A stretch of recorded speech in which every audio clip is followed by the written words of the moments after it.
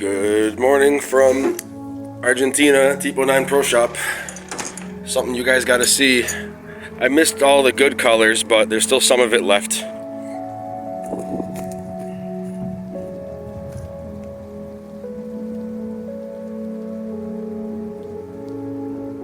I have a Blade Master.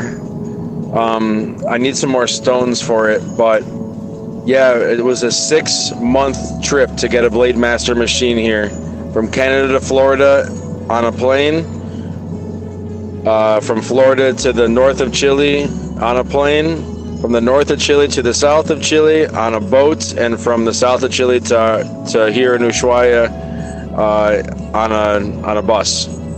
6 months in viaje, a 6-month trip, and $1,500 in shipping. Our next big investment is to try and get a riveter, because there's many rusted out rivets, and as we try and make a pair of skates last 15 lifetimes, we're doing reparations on everything, and I'm doing rivets by hand.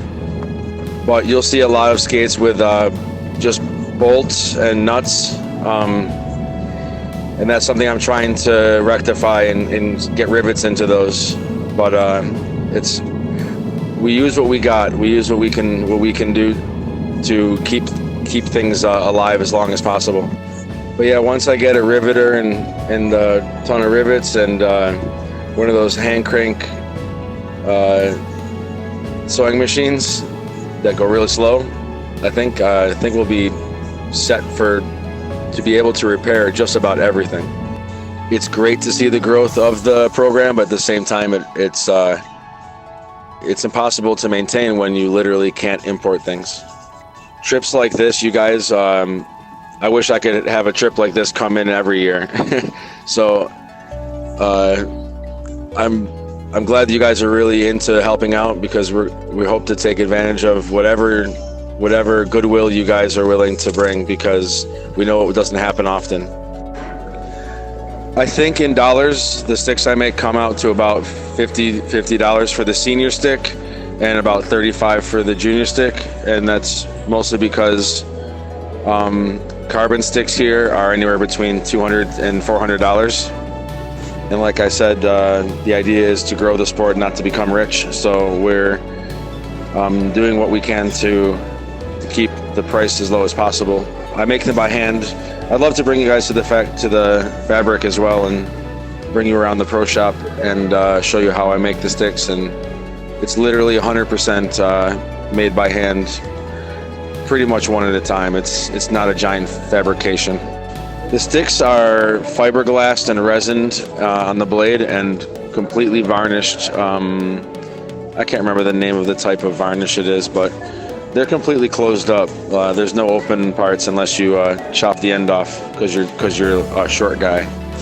The wood that we use is called lenga. It only grows here in Patagonia. It doesn't grow anywhere else on the planet, and that's part of why our sticks have the flexibility that they have. They have flex almost like carbon sticks. I can get anywhere from a 90 to a 45 flex on the sticks. So I do make goalie sticks. We make them custom. Actually, the goalie for the national selection team for Argentina uses the goalie sticks that we make, and she used them in the last Mundial, and that was a big thing for us, and we have it up on our wall now. We make the goalie sticks custom. Almost every goalie here uses them except for one. We make them custom to the players because it's really hard to get the right size paddle here, so we just make them the right size. The biggest thing that I would say that the clubs would need would be like helmets, youth helmets, youth gloves, tiny little gloves, and tiny little elbow pads, and tiny little shin guards. As we are growing way too quickly, we don't have enough stuff, and we're keeping the price as low as possible by having the stuff for them to use. We kept the price down for the season. It's $70 for 3.5 months of ice hockey. That's 2 practices and a game every week. Because the price is that low, we've been growing, but at the same time, now we have more students than we have helmets and gloves. Not every family here is low income. There are some families who are doing quite well, and those are the families who are able to import stuff, who are able to travel and get equipment, but they are far and few between. And you will definitely notice the difference. They don't flaunt it, but it's very obvious. I would say for every one kid who owns their equipment, we have 12 kids that don't. And the issue we had in the past with donating stuff directly to families was the kid quits hockey and then they sell the stuff on Facebook Marketplace, or they just throw it in the trash. As far as experience, every single person who plays hockey in Argentina has experience playing hockey in Argentina, and very few have ever played anywhere else. So as far as experience goes for every single person that you meet, none of them have a track record or a elite prospect or anything. Absolutely zero people here have any record of them ever playing hockey. You will meet a few players that play on the Argentinian national selection ice hockey team. Those are the only people who have ever had a record of them ever playing a hockey game. It's another world here. We're still unregistered hockey players here. There's no stats, there's no records. What I can say though is that the 2 or 3 really young kids look like they have the experience of it's the first time they're putting the pads on, even though they've been playing for a few years. But everybody else plays ice hockey and roller hockey all year round, and are for never playing outside of the country are incredibly good goalies. So the only practice that you guys will be here for is the goalie clinic. The only other slot that we would have had a practice we're giving up to play with you guys. So you guys won't be here for any practices, but we're going to fill it up with as many games as possible, so you'll see the level of just about everyone. The idea is every game you play will be against a different group of people, more or less, that's the idea, where, things will fall into place as it goes. And just for fun, I think you guys are bringing an A team and a B team. So the A team will play against, our A team, or who's here of our A team. Then you guys would play against our A team number 2, and then the third game you would play against our under 18s. There's no other under 18 in the area. They have no one to play against right now. It's really sad, and so we're going to give them the highest competition that we can, which is to play against you guys for for a little bit. So as far as I would consider the skill development going up and up here, but again, there's the experience is low because there literally is nowhere to get experience. We play against ourselves. We play one tournament a year when a few clubs of roller hockey come and put on ice skates and we kick their ass, and that's about it. That's the hardest part about keeping kids in the enthusiasm to keep training here, and that's why we would like to put the under 18s up against you guys, because it gives them something to look forward to. As well, we try and take them out as much as possible. We're trying to get some kids up to Florida this year and some kids up to Canada. The Canada Hockey and Hockey Alberta isn't too happy about it, and they're fighting us right now. They don't want to give them insurance. But besides that, we've been getting open arms from Florida, so we're giving kids an outlet to go travel. Use hockey as the key that opens the door to do other things. Argentina does have a national selection ice hockey team. Half of the team is, Argentine players playing in the United States, whose parents or grandparents are Argentinian. And there's one player from down here and a few players from Buenos Aires. And my goal is to fill that team with kids from here. Just for an example, Last year was the first year that we tried to do a cycle, where we actually tried to cycle the players and make a play that wasn't a direct triangle attack or something. Last year was the first time they ever did a cycle. As far as tactics, they're very fresh. But as far as skill, they've been playing their whole lives. They're pond hockey superheroes. But, I'm still teaching 16-year-olds about offsides.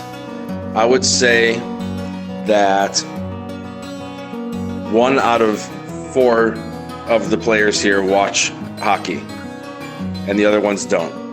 When I first got here in 2019, I ran a drill called the Gretzky, where you have one player behind the net in Gretzky's office. And everyone asked me, who is Gretzky? I think the thing you'll find the most beautiful is that the culture of hockey here isn't tainted by any other culture. It literally existed only here. It was created here. It's an entirely different type of hockey culture. We didn't have the ability to watch games until 2020, when they put them on Star Plus, and when we found onhockey.tv. Since 2020, the skill has gone up only because kids can watch hockey now, but still not all of them care to even watch it. They don't care who's a professional hockey player. They don't care. They just love to play the game. You guys are going to love it, I swear. It's a whole nother thing. You're going to be incredibly impressed by the talent of the kids who don't even know who Wayne Gretzky is, or Connor McDavid, or anyone. They just don't care. The most beautiful thing is I don't have one asshole hockey parent. Not one. Not even one. There is no parent who yells over the glass at their kid. There's no parent telling me how to coach. There's not one. Most of the time, they don't even come to practice. The kids actually walk to the rink with the bags on their shoulders. The parents, I don't even know half of the parents, I swear. The parents all know each other. They all go meet at the clubhouse and they drink coffee together and mate together. I don't even know them. It's fantastic.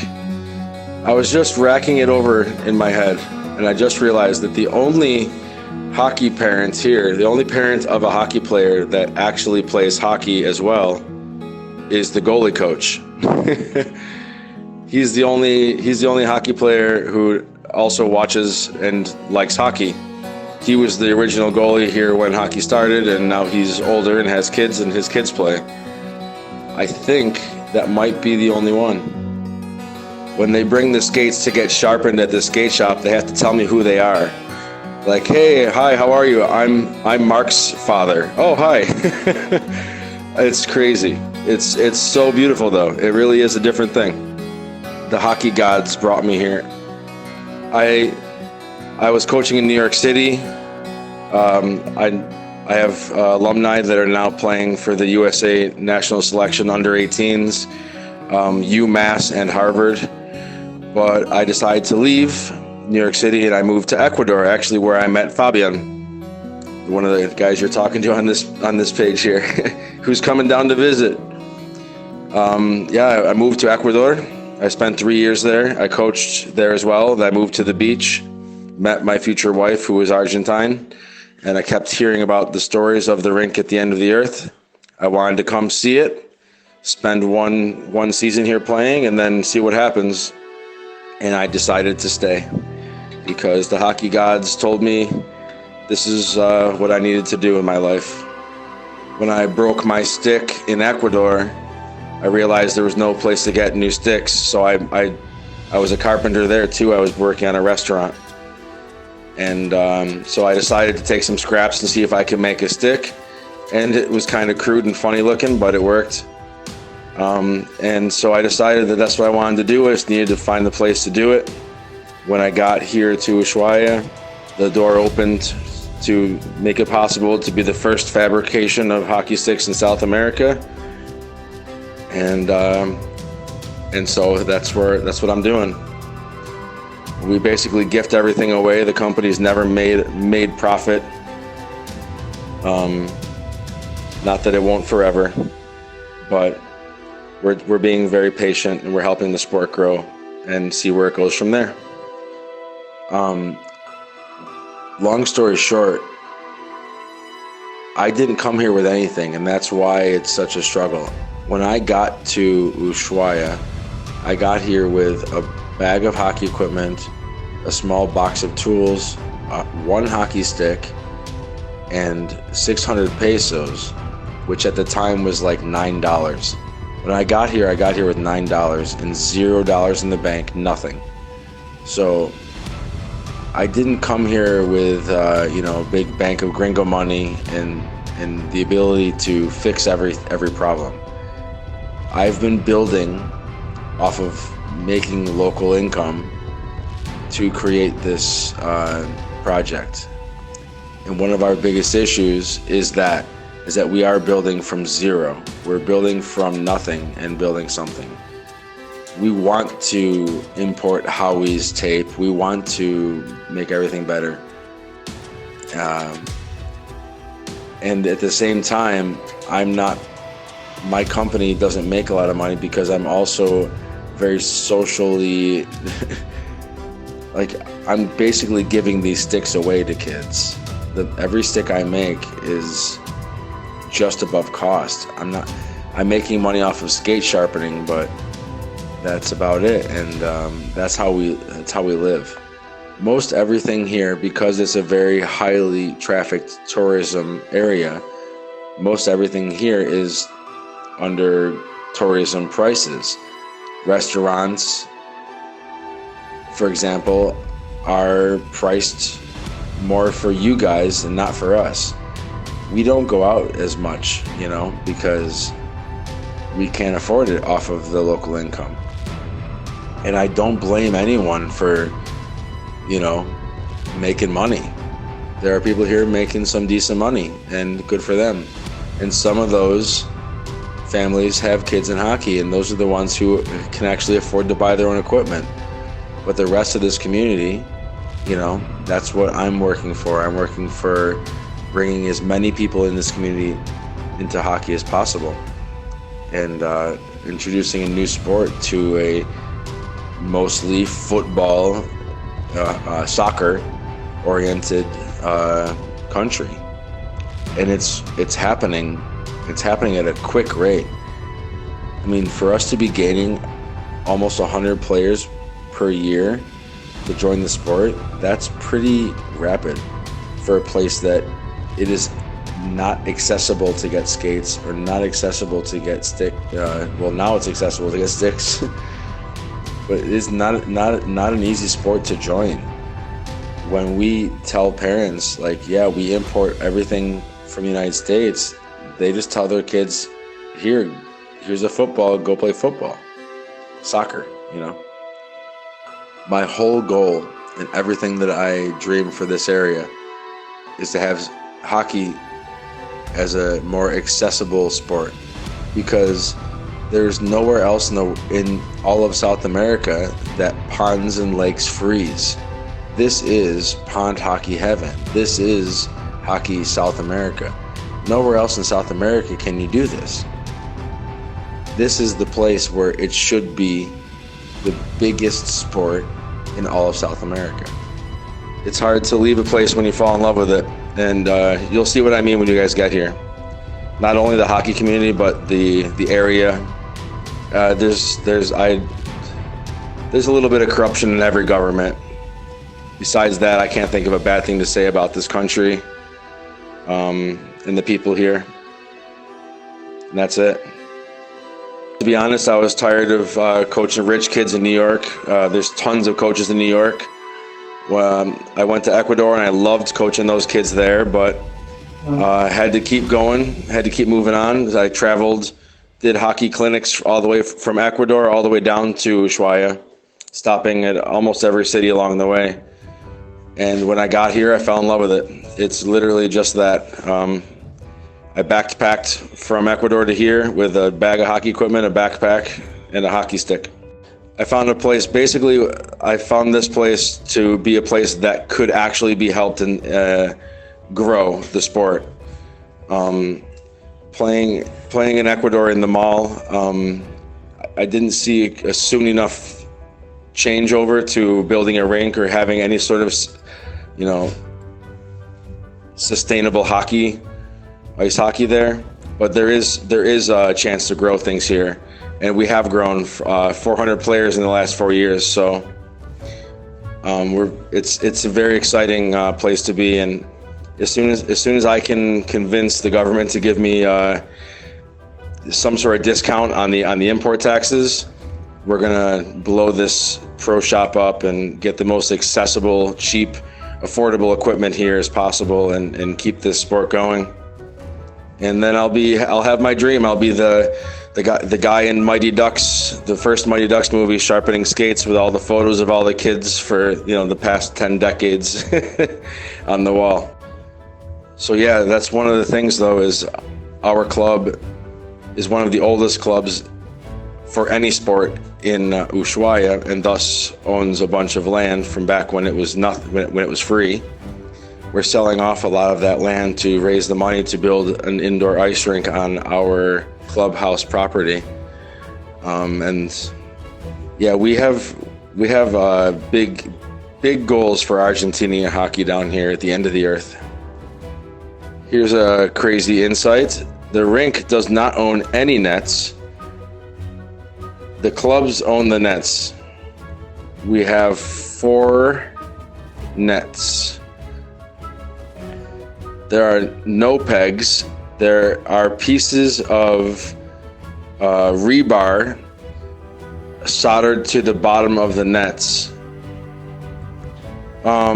Yes, I'm actually working on refurbishing the nets and making pegs instead of the little rebar nubs that we currently have.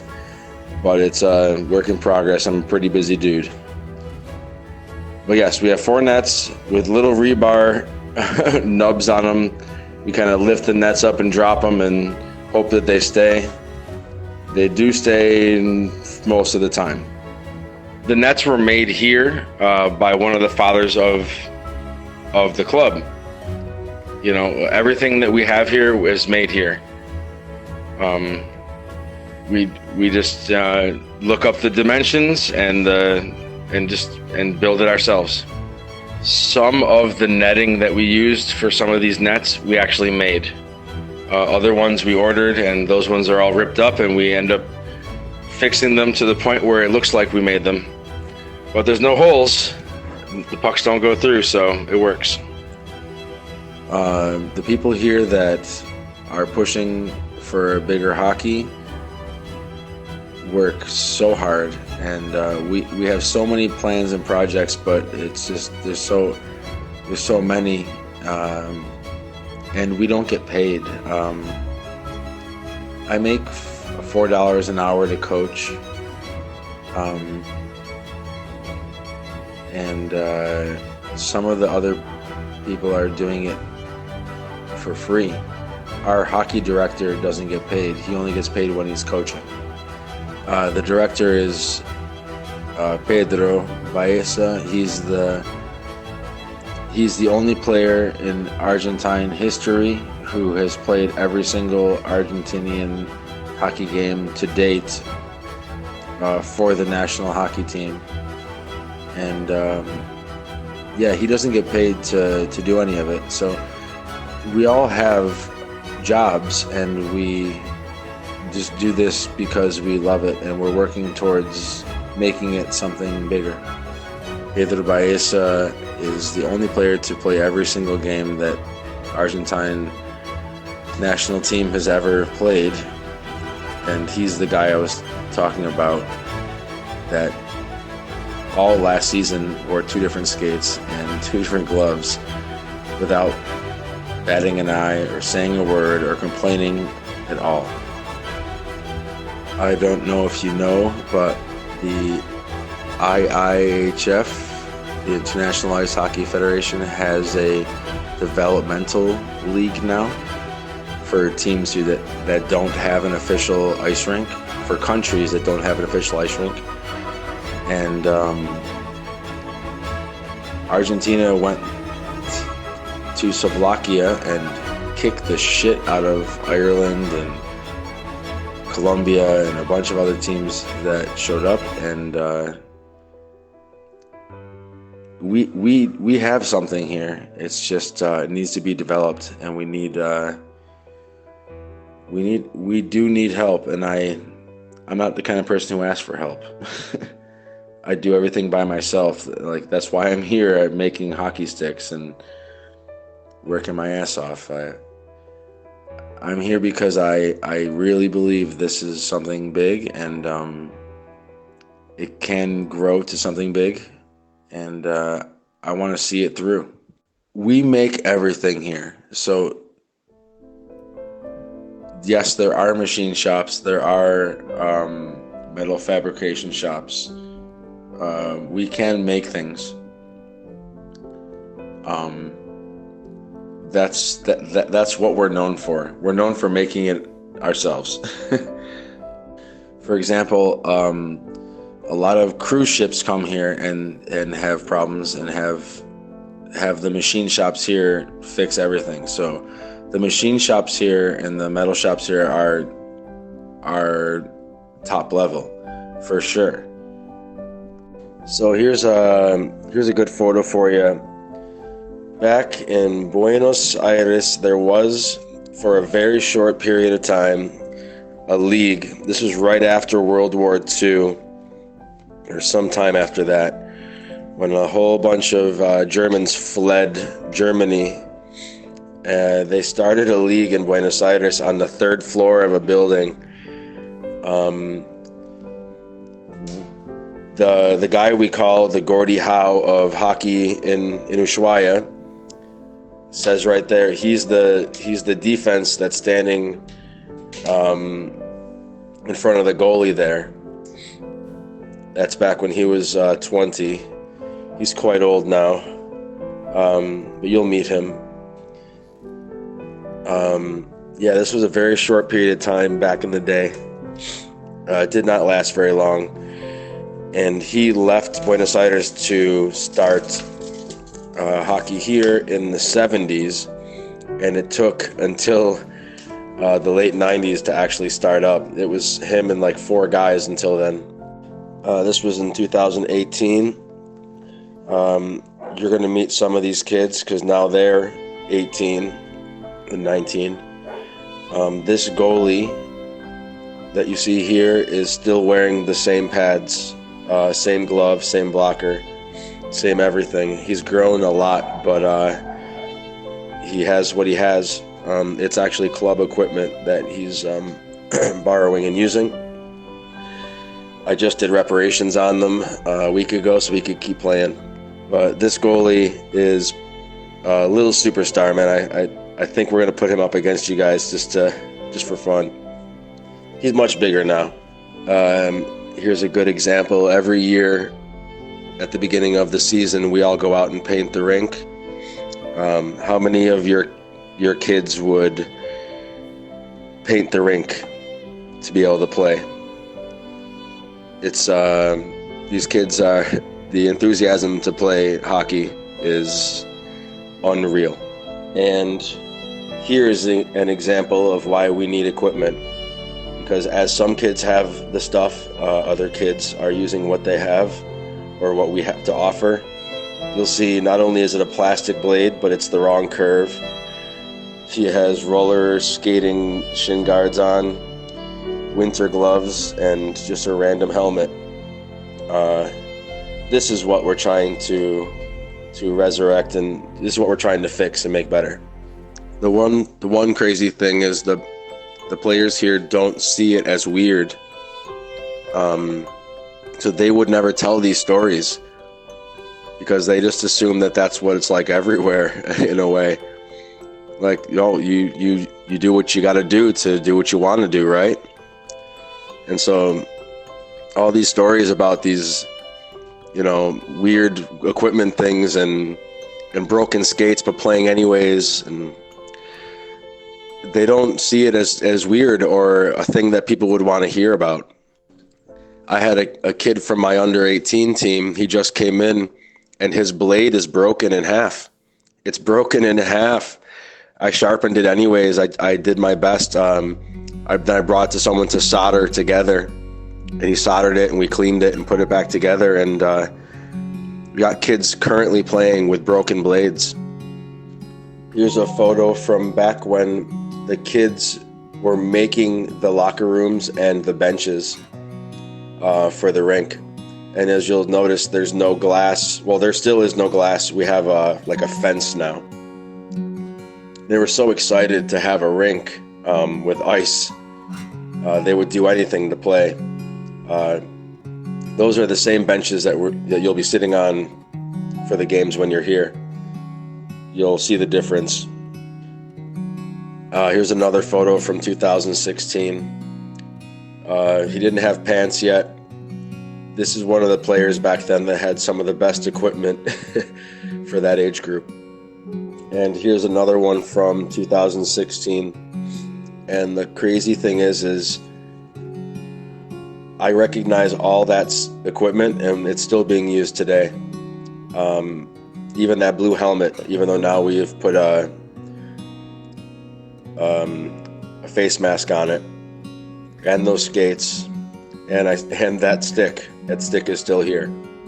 And this is one of the ponds that we'll be going to when you guys are here. This one is on the property of our club. It's called the Jarman, named after the last name of the guy who founded it, I guess. So yeah, the roads just out of here are crazy, like big hills and crazy slopes, and it's basically, ever see those longboard videos of guys going downhill? That's what it's like just outside of town. But the note for this photo is all of those roller hockey pants were made here. One of the mothers made them, and they used them for roller hockey. They made two different colors so they could distinct the two teams. These are the skates that just came in to get sharpened. These are still being used in Ushuaia. Even joking, they're actually in pretty decent shape for being from the 70s. But anywhere else in the world, these would just be hung on the wall as a decoration. We're still using them.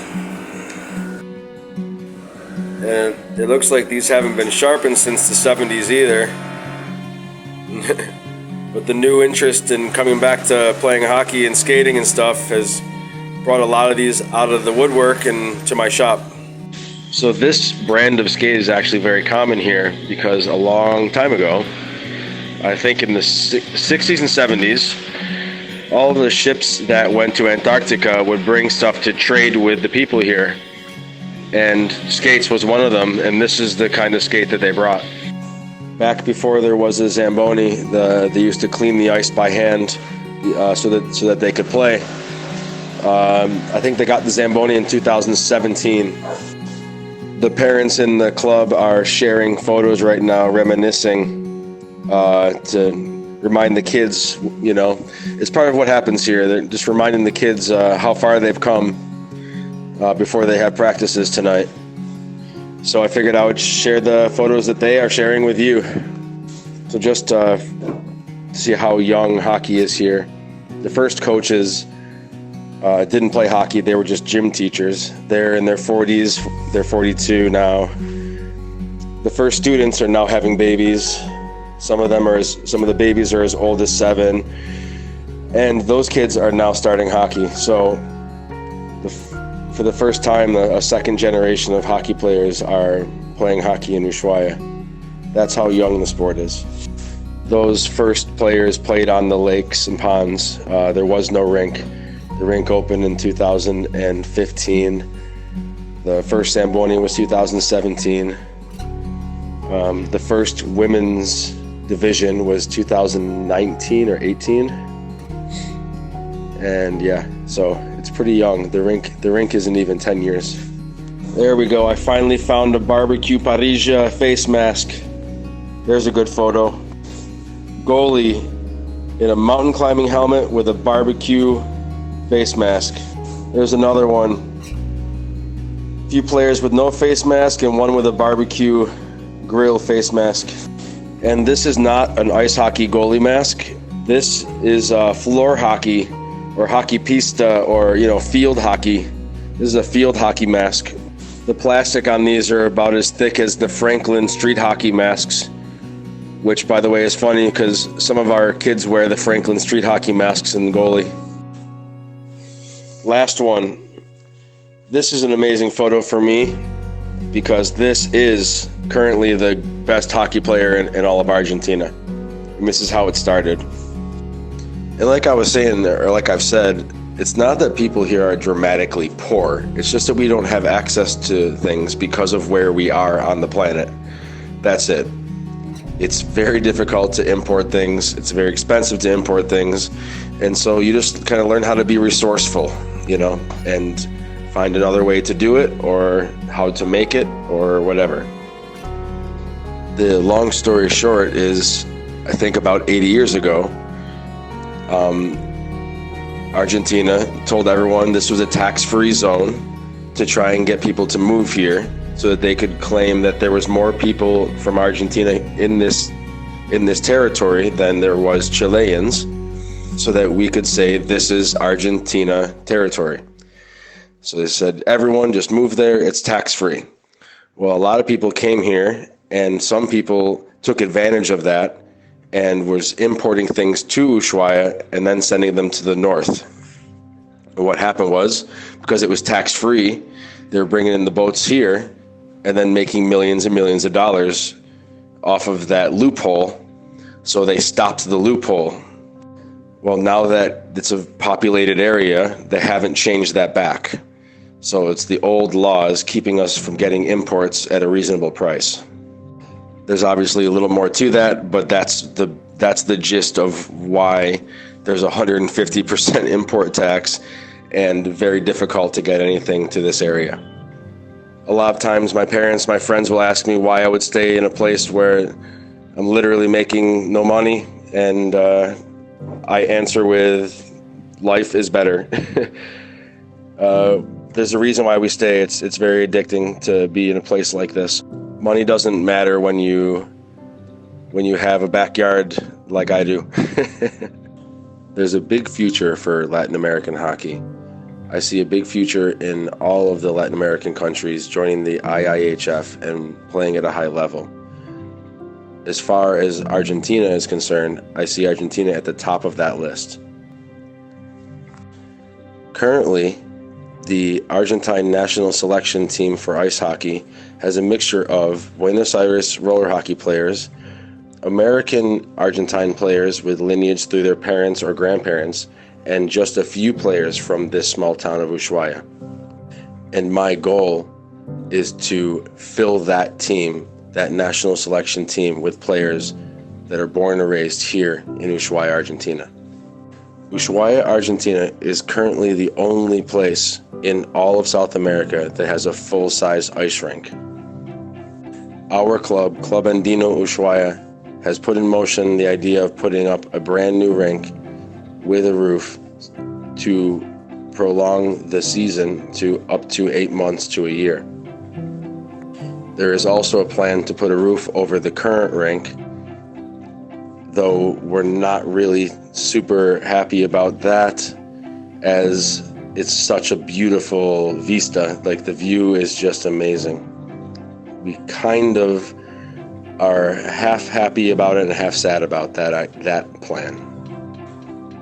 As far as sports go, it would be amazing to put a roof over the current rink so that figure skating and hockey can progress and have a much longer season.